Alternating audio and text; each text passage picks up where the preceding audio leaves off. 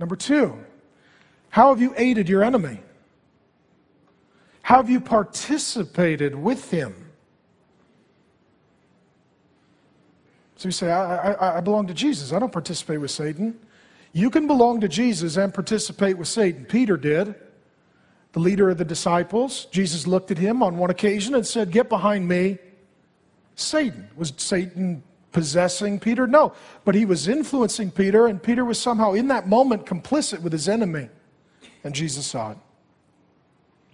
I'll give you a strange analogy again, back to one of my earlier points, that when I talk about spirit beings, some people get very confused. So I like to talk about human beings to illustrate a point of how people work, beings work, and then we can apply it to spirit beings as well.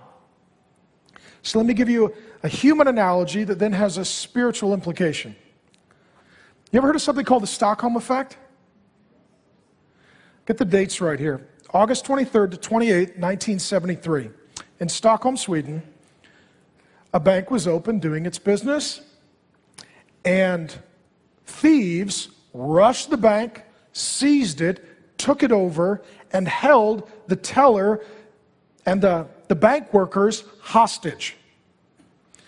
According to the report, they strapped dynamite, explosives, bombs on the bank workers, and they ushered them into a vault. And they held them for 5 days. 5 days. And they threatened their life. But eventually they were redeemed, to use the language of the Bible. They were liberated. They were delivered. They were set free. And what happened was, some of the people who had been held hostage and captive, they were in that torment condition that I explained at the beginning of the sermon, they actually defended their captors. Do we have to testify against them in court? They're not all bad people. You know, what? And the psychologists, the sociologists, and the caseworkers, they're all very confused. They strapped explosives to you and held you captive for 5 days. How could you defend them? How could you become sympathetic toward them? And they were so mesmerized by this that they created something called the Stockholm Syndrome. They said that sometimes people who are in abusive relationships, they become sympathetic toward, affectionate with their captors. See, this is true in human relationships. Let me tell you this as well, having been in pastoral ministry for over 14 years now. It's true in spiritual relationships as well. See, because what happens in a situation like that, someone is in the position of Lord or God or King or ruler. And when they're up in that position, they literally rule as Lord. They'll decide, do you live, do you die? Do you sleep or stay awake? Do you eat or starve? Are you free or are you in bondage? They literally are like a God. They rule over you.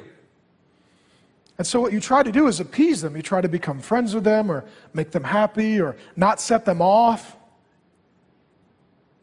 And then once in a while, they'll do something that is seemingly nice for you, and you think, okay, they're not altogether bad.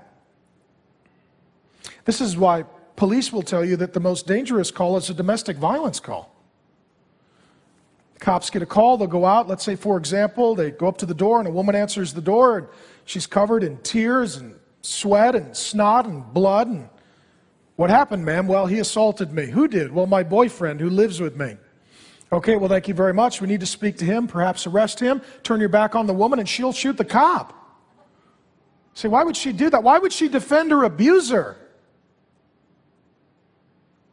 Because the human heart is prone to deception. And Satan is a deceiver, so he deceives. See, human beings are prone to deception. You're a human being. Ergo, you're prone to deception. And we can look at the Stockholm Syndrome, or we can look at a battered woman and say, that's crazy. How could you not see this as an abusive, tormenting relationship? Yet we all lose perspective in our own life, and some of us think Satan isn't that bad, sin isn't that evil, darkness isn't that dark, and God isn't that good. I talked to one woman who was a battered woman,